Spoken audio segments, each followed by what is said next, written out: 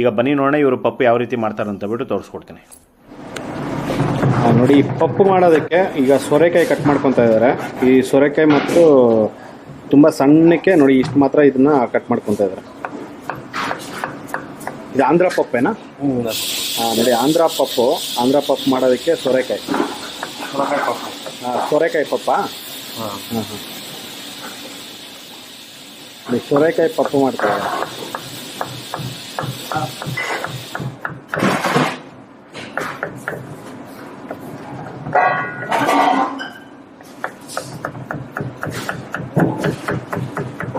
ಮಾಡೋದಕ್ಕೆ ಆಯಿಲ್ ಹಾಕ್ಕೊಂತ ಇದ್ದಾರೆ.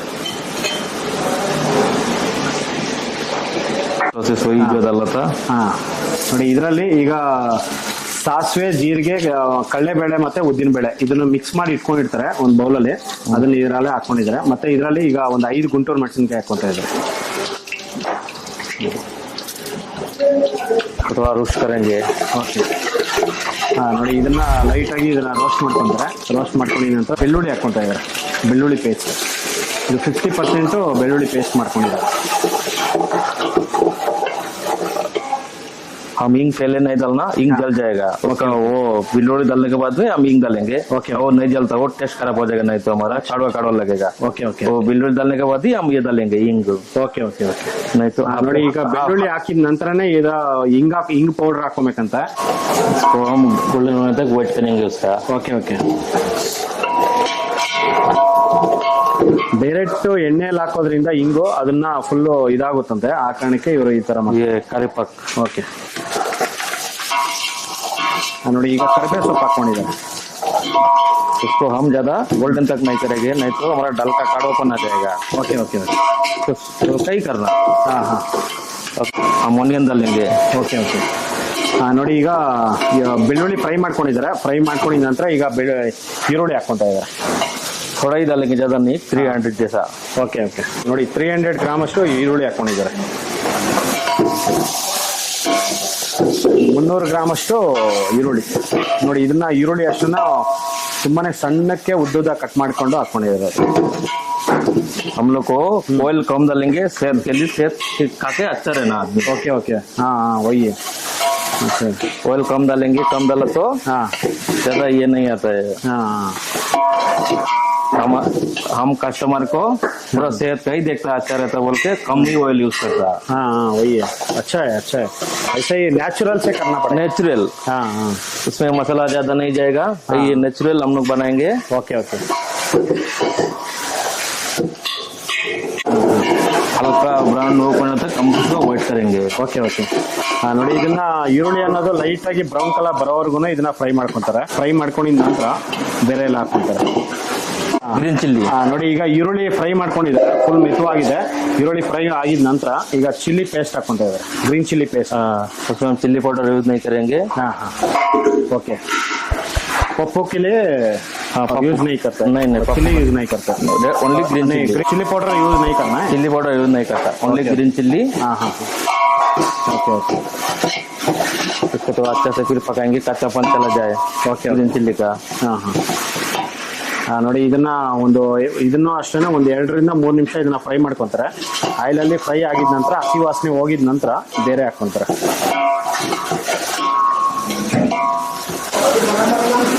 ನೋಡಿ, ಈಗ ಈ ಹಸಿಮೆಣಸಿನಕಾಯಿ ಎಲ್ಲ ಫ್ರೈ ಆಗಿದೆ. ಫ್ರೈ ಆಗಿದ ನಂತರ ಈಗ ಸೋರೆಕಾಯಿ ಹಾಕೊಂಡಿದ್ದಾರೆ. ಸೋರೆಕಾಯಿ ಒಂದೂವರೆ kg ಅಷ್ಟು ಸೋರೆಕಾಯಿ ಹಾಕೊಂಡಿದ್ದಾರೆ. ಸೋರೆಕಾಯಿ ಹಾಕೊಂಡು ಇದನ್ನು ಅಷ್ಟೇ ಒಂದು 5 ನಿಮಿಷ ಇದನ್ನ ಫ್ರೈ ಮಾಡ್ಕೊಂತಾರೆ. ನೋಡಿ, ಇದು ಸೋರೆಕಾಯಿ ಈಗ ಹಾಕಿದ ನಂತರ ಸ್ವಲ್ಪ ಒಂದು ಅರ್ಧ ಲೀಟರ್ ಅಷ್ಟು ನೀರು ಹಾಕೊಂಡಿದ್ದಾರೆ. ನೀರು ಹಾಕೊಂಡು ಇದನ್ನ ಫ್ರೈ ಮಾಡ್ತಾ ಇದ್ದಾರೆ. ನೋಡಿ, ಈಗ ನೀರು ಕುದಿ ಬಂದಿದೆ. ಕುದಿ ಬಂದಿದ ನಂತರ ಈಗ ಅರಿಶಿನ ಪುಡಿ ಹಾಕೊಂತ ಇದ್ದಾರೆ. ಓಕೆ, 2 ಸ್ಪೂನ್ ಹಲ್ದಿ. ನೋಡಿ, 2 ಸ್ಪೂನು ಅರಿಶಿನ ಹಲ್ದಿ.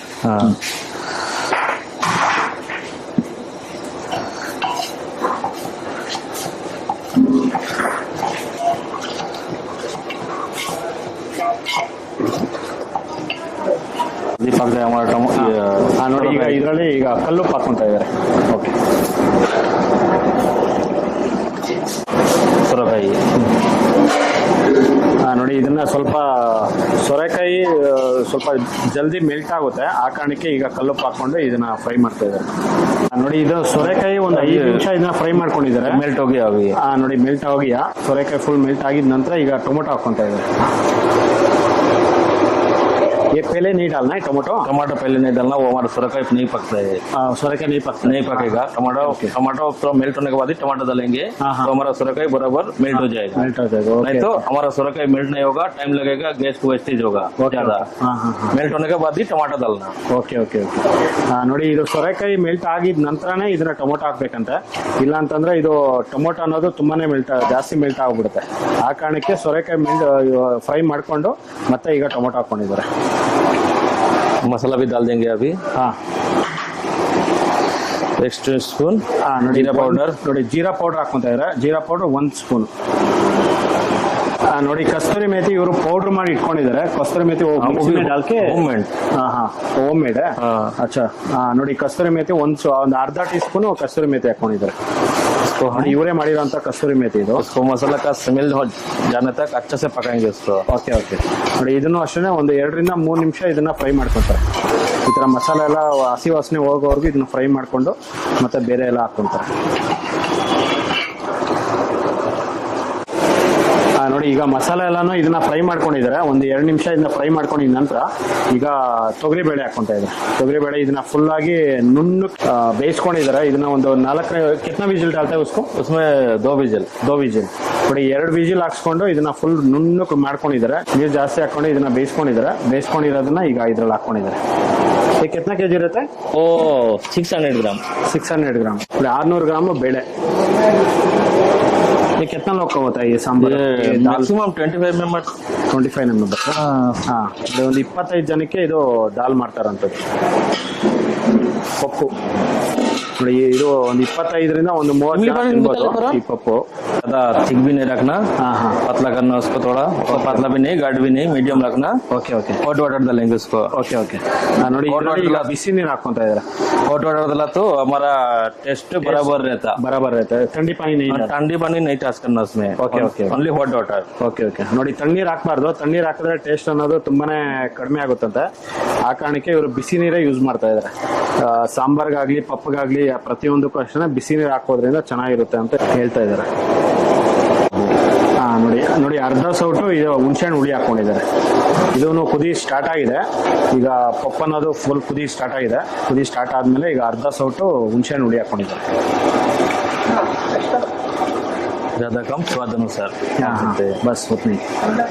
हाँ, उसको ज्यादा गाढ़ भी नहीं रखना, ज्यादा पतला भी नहीं करना, मीडियम रखना। ನೋಡಿ ಜಾಸ್ತಿ ತೆಳು ಮಾಡ್ಕೋಬಾರ್ದು. ಜಾಸ್ತಿ ತೆಳು ಮಾಡ್ಕೊಂಡ್ರೆ ಟೇಸ್ಟ್ ಅನ್ನೋದು ತುಂಬಾನೇ ಕಡಿಮೆ ಆಗುತ್ತೆ. ನೋಡಿ ಇಷ್ಟು ಮಾತಾಡ್ಬೇಕು. ಇದು ಗಟ್ಟಿನೇ ಇದೆ. ಜಾಸ್ತಿ ನೀರು ಹಾಕೊಂಡ್ಬಿಟ್ರೆ ಚೆನ್ನಾಗಿರೋದಿಲ್ಲ. ನೋಡಿ ಈಗ 1 ಇಡಿ ಅಷ್ಟು ಕೊತ್ತಂಬರಿ ಸೊಪ್ಪು ಹಾಕೊಂಡಿದ್ದಾರೆ.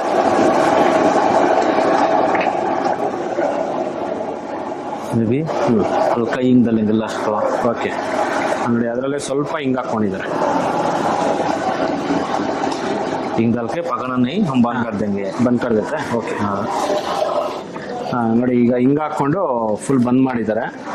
ನೋಡಿ ಪಪ್ಪು ಅನ್ನೋದು ರೆಡಿ ಆಗಿದೆ. ಈಗ సొరకాయ పప్పు రెడీ. ఏంటంటే టమాటా పప్పు అన్నమాట. ఇది చాలా బాగుంటుందండి. కామన్ గానే ఎప్పుడు నాన్ వెజ్ కదా, వెజిటేరియన్ కూడా చూపించాడు అనేసి అంటున్నారు. అందుకోసం అనేసి ఈ రోజు మన స్పెషల్ ఏంటంటే టమాటా పప్పు. టమాటా పప్పుకి మనం ఏం చేయాలంటే ఇది 1 kg పప్పు అన్నమాట, కందిపప్పు. దీంట్లోంచి నేను ఒక 1/2 కిలో వేసుకుంటున్నాను కందిపప్పు. 1/2 కిలో కందిపప్పు అనేది వేసుకున్నాం. ఈ 1/2 కిలో కందిపప్పుని మనం ఫస్ట్ ఒకసారి కడుక్కోవాలి.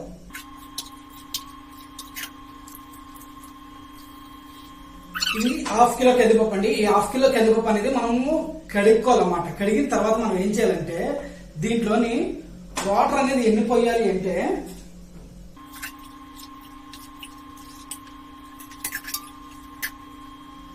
చూడండి, ఎప్పుడైనా సరే మీరు కందిపప్పు పెట్టినప్పుడు మెయిన్ థింగ్ ఏంటంటే దీంట్లో నీళ్ళు ఎన్ని పోయాలనేది సాధారణ తెలియదు. కొంతమందికి ఎక్కువైపోతాయి, కొంతమంది తక్కువైతాయి. అట్లా కాకుండా ఇది ఒక టెక్నిక్ అన్నమాట. అది ఏ విధంగా అంటే ఎప్పుడైతే మనకి కందిపప్పు ఉందో ఈ కందిపప్పుని టచ్ చేస్తాయి, ఇక్కడ వరకు టచ్ అవ్వాలి. అంటే చూడండి, కందిపప్పు అనేది ఈ వేలు ఈ వేలు ఏదైతే ఉందో ఈ వేలుకి టచ్ అవ్వాలి, కందిపప్పు టచ్ అవ్వాలి. నీళ్ళు అనేది ఇక్కడ వరకు, అంటే ఈ కటింగ్ ఏదైతే ఉందో ఇక్కడ వరకు వాటర్ అనేది ఉండాలన్నమాట. అప్పుడు మనకి పర్ఫెక్ట్ వస్తుంది. ఇంకో విషయం గుర్తుంచుకోండి, ఇది కుక్కర్ కి టచ్ అవ్వకూడదు. ఇది ఏం ఓన్లీ కందిపప్పు ఎంతవరకు ఎదుగుతో సమానంగా వేసి కందిపప్పు టచ్ అయిన తర్వాత నీళ్లు ఇక్కడ వరకు పోసుకోవాలి. అప్పుడు మనకి పర్ఫెక్ట్ గా వస్తుంది అన్నమాట. ఇప్పుడు ఇది ఉడబెట్టడానికి ఇందులోనే కొద్దిగా పసుపు. ఇప్పుడు మనం దీన్ని ఉడబెట్టుకుందాం. ఎప్పుడైనా సరే పప్పుకి నాకు తెలిసింది 3 లేదా 4 విజిల్లో పప్పు అనేది అయిపోతుంది కంప్లీట్. ఓకే, ఇటుపక్క అనేది మనకి కందిపప్పు ఉడుకుతుంది కదా. ఇప్పుడు మనం ఏం చేద్దాం అంటే ఒక కడాయి తీసుకొని పక్కన పెట్టి దీనికి మసాలా అనేది రెడీ చేద్దాం. అంటే పప్పు ఉడికే లోపులోని సిమ్ లో పెట్టుకుంటే ఇక్కడ మసాలా అనేది మనకి రెడీ అవుతుంది అన్నమాట. ఈ మసాలా కోసం ఏంటంటే నేను ఒక కడాయి అనేది పెట్టుకొని 1/2 కిలో కందిపప్పుకి ఒక 60 నుంచి 70 గ్రాములు ఆయిల్ అనేది పోసుకున్నాం నేను. ఇప్పుడు మనం ఏంటంటే ఆయిల్ అనేది మెరిగిన తర్వాత ఫస్ట్ దీంట్లోని కొద్దిగా ఆవాలు, ఈ ఆవాలు లెక్క ఎలా చెప్పాలో నాకు అర్థమైతలేదు, ఒక చిటికెడండి ఈ తాలింపుకి సరిపడగా. అలాగే దీంట్లోని జీలకర్ర, ఇందులోని శనగపప్పు లాంటిది వేయద్దండి పప్పులోని. అలాగే ఒక 4 ఎండుమిరపకాయలు ఒకదాన్ని 2 ముక్కల కింద చేసి వేసుకోవాలి. ఈ వెండిమిరపకాయలు వేగేటప్పుడే నేను ఆల్రెడీ ముందుగానే వెల్లుల్లిపాయలు దంచుకొని పెట్టుకున్నాను. వెల్లుల్లిపాయ అనేది కూడా దీంట్లో వేసుకోవాలి. తాలింపు అనేది ఈ వెల్లుల్లిపాయ అనేది ఎర్రగా వేగాలి. అప్పుడే ఈ వెల్లుల్లిపాయలు ఉండే ఫ్లేవర్ బయటకు వస్తుంది అన్నమాట. వెల్లుల్లిపాయ అనేది ఈ విధంగా ఎర్రగా వేగిన తర్వాత దీంట్లోని కరివేపాకు. ఇప్పుడు నైస్ గా మీడియం సైజ్ లోని నేను 2 ఉల్లిపాయలు అనేది కట్ చేసుకున్నాను. ఈ ఉల్లిపాయలని కూడా దీంట్లో వేసుకొని, ఈ ఉల్లిపాయ అనేది ఏం చేయాలంటే మనం మొత్తము గోల్డెన్ కలర్ వచ్చేంత వరకు ఇది ఫ్రై అవ్వనివ్వకూడదు. పప్పులోకి ఎప్పుడైనా సరే ఓన్లీ హాఫ్ బాయిల్డ్ మాత్రమే అవ్వాలన్నమాట. అప్పుడే ఉల్లిపాయలో ఉండే డిఫరెంట్ ఫ్లేవర్ అనేది బయటకు వస్తుంది అన్నమాట. ఇప్పుడు నేను 1/2 కిలో కందిపప్పుకి 1/2 కిలో టమాటా అనేది కట్ చేసుకొని పెట్టుకున్నాను. ఈ విధంగా నైస్గా ఈ టమాటాను కూడా వేసుకొని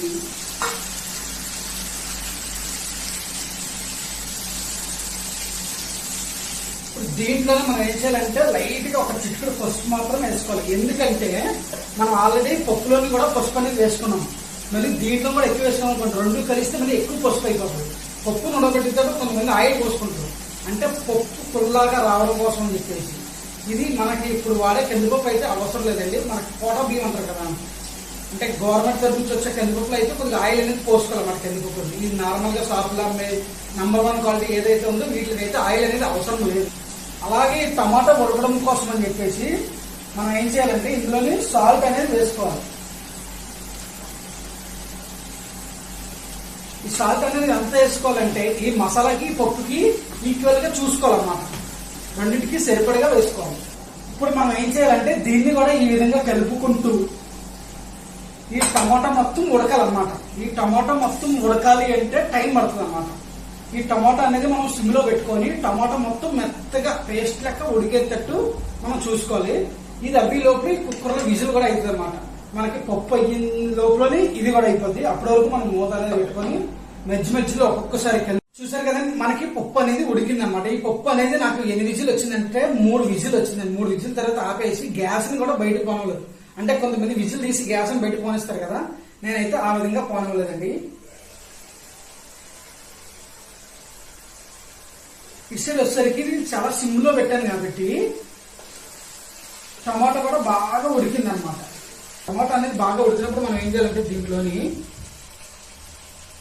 1 టేబుల్ స్పూన్ మిర్చి పౌడర్ అండి, 1 టేబుల్ స్పూన్ అంటే ఎక్కువ అన్నమాట వేసుకున్నాము. దీనికి తగ్గట్టుగా మీరు మిర్చి అనేది మీరు తర్వాత అడ్జస్ట్మెంట్ చేసుకోండి, సరిపోతుంది. ఈ మిర్చి పౌడర్ కూడా పచ్చివాసన పోవాలి కాబట్టి కొద్దిసేపు ఫ్రై అనేది చేయాలి. దీన్ని ఈ విధంగా మనకి ఫ్రై అనేది అయిపోయిన తర్వాత ఇటుపక్కది మంట అనేది మనం సిమ్ లో పెట్టుకోవాలి. ఇప్పుడు మనం ఏం చేయాలంటే ఫస్ట్ విజిల్ ఎప్పుడైనా సరే కుక్కర్ తీస్తాడు ఈ విధంగా విజిల్ లేపు చూడండి, గ్యాస్ ఉందా లేదా. గ్యాస్ లేనప్పుడు మాత్రమే తీసుకోవాలన్నమాట. ఇప్పుడు పప్పును ఒకసారి కలబట్టాలి, గడ్డలు ఉన్నాయా లేవా చూసుకొని ఈ విధంగా చూసారు కదా వాటర్ కూడా ఎంత సమానంగా సరిపోయిందో. దీన్ని మొత్తం దీంట్లో వేసుకోవాలి.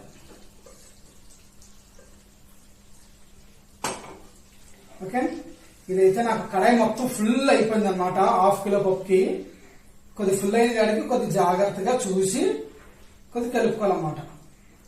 దీన్ని ఈ విధంగా జాగ్రత్తగా మనం కలుపుకుంటున్నప్పుడు మనం ఏం చేయాలంటే ఇప్పుడు అంటే మీ చిక్కదనాన్ని పెట్టి, నాకు తెలుసుండైతే పప్పు బాగా గట్టిగున్నా సరే బాగోదు, అలాగని పలుచుకున్నా సరే బాగోదు, మీడియంగా ఉండాలన్నమాట. మీడియంగా ఉండాలంటే ఇప్పుడు నేను ఏం చేయాలి, కొద్దిగా వాటర్ అనేది పోసుకోవాలన్నమాట. మళ్ళీ ఇది ఏమవుతుందంటే కొద్ది చల్లగా వేసేసరికి కొద్ది గట్టిగా అవుతుంది అన్నమాట. కాబట్టి మనం నీళ్ళు అనేది పోసుకోవాలి. ఇప్పుడు ఇది కలపడానికి ఇబ్బంది అవుతుంది కాబట్టి నేను వేరే గంటలు అంటే తెచ్చుకున్నాను.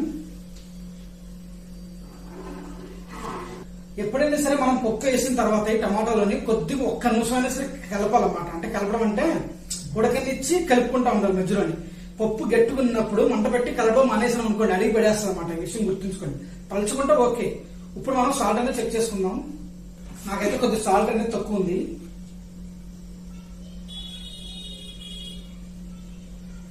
అందుకోసం అనేసి నేను సాల్ట్ అనేది కూడా కొద్దిగా వేసుకున్నాను. నేను సాల్ట్ ని కూడా ఒకసారి మిక్స్ చేసుకుని, మనకి ఇది ఒక డిఫరెంట్ టేస్ట్ రావాలి కాబట్టి మనం ఏం చేయాలంటే, ఇది సొంతంగా పెట్టుకున్న జీలకర్ర పొడి ఓన్లీ 1 టీ స్పూన్ మాత్రమే పైన వేసుకోవాలన్నమాట. ఇలా జల్లుకుంటూ వేసుకోండి. ఒకటే దగ్గర వేసుకున్నాం అనుకోండి, గడ్డలు గడ్డలే కుండిపోతాయి అన్నమాట, కెరగదు. కాబట్టి కలుపుకుంటూ వేసుకోవాలన్నమాట. లాస్ట్ ఫినిషింగ్ ఏంటంటే కొత్తిమీర అనేది నేను ముందుగానే కడుక్కొని కట్ చేసుకొని పెట్టుకున్నాను. ఇప్పుడు మనం కొత్తిమీర అనేది వేసుకోండి. ఇప్పుడు